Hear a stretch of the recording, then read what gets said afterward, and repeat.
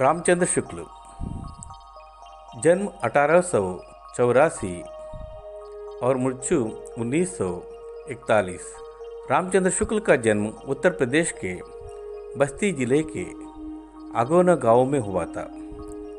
उनकी आरंभिक शिक्षा उर्दू, अंग्रेजी और फारसी में हुई थी। उनकी विधिवत शिक्षा इंटरमीडिएट तक ही हो पाई। बाद में उन्होंने स्वाध्याय द्वारा संस्कृति, अंग्रेजी, बांग्ला और हिंदी के प्राचीन तथा नवीन साहित्य का गंभीरता से अध्ययन किया। कुछ समय तक वे मिर्जापुर के मिशन हाई स्कूल में चित्रकला के अध्यापक रहे। सन 1905 में वे काशी नागरी प्रचारिणी सभा में हिंदी शब्द सागर के निर्माण कार्य में सहायक संपादक के पद पर नियुक्त होकर काशी आ गए और बाद में काशी हिंदू विश्वविद्यालय में हिंदी के प्राध्यापक बने। बाबू श्याम सुंदर दास के अवकाश ग्रहण करने के बाद वे हिंदी विभाग के अध्यक्ष पद पर कार्य करते रहे और इसी पद पर कार्य करते हुए यही उनका निधन हुआ।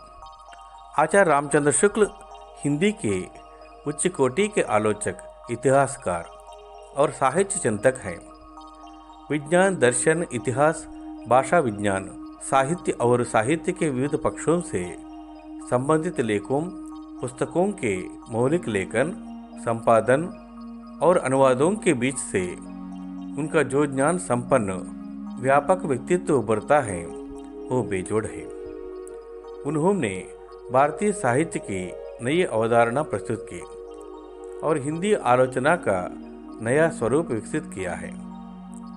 हिंदी साहित्य के इतिहास को व्यवस्थित करते हुए उन्होंने हिंदी कवियों की सम्यक समीक्षा की तथा इतिहास में उनका स्थान निर्धारित किया।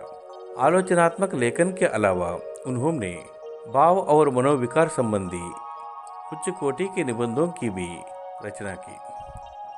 शुक्ल जी की गद्य शैली विवेचनात्मक है, जिसमें विचारशीलता, सूक्ष्म तर्क योजना तथा सहृदयता का योग है। व्यंग्य और विनोद का प्रयोग करते हुए वे अपनी गद्य शैली को जीवंत और प्रभावशाली बनाते हैं।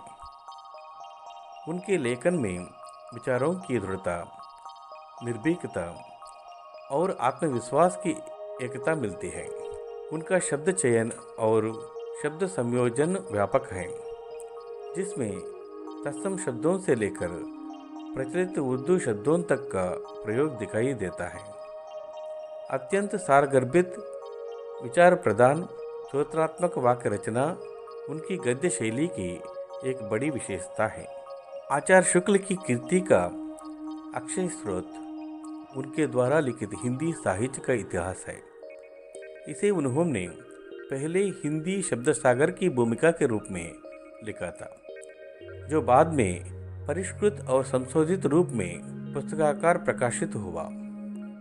उनके कुछ अन्य महत्वपूर्ण ग्रंथ हैं गोस्वामी तुलसीदास, सूरदास, चिंतामणि, चारखंड और रसमीमांसा आदि।